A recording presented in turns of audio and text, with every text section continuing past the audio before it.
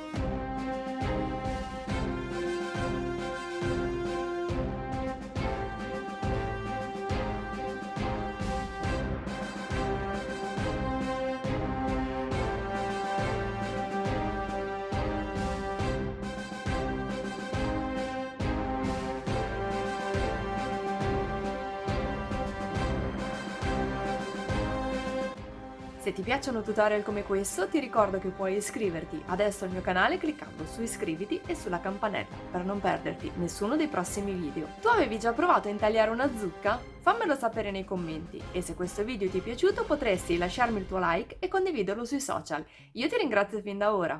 Noi ci vediamo alla prossima. Ciao! Io non avevo mai provato prima d'ora a intagliare una zucca, ma vedendo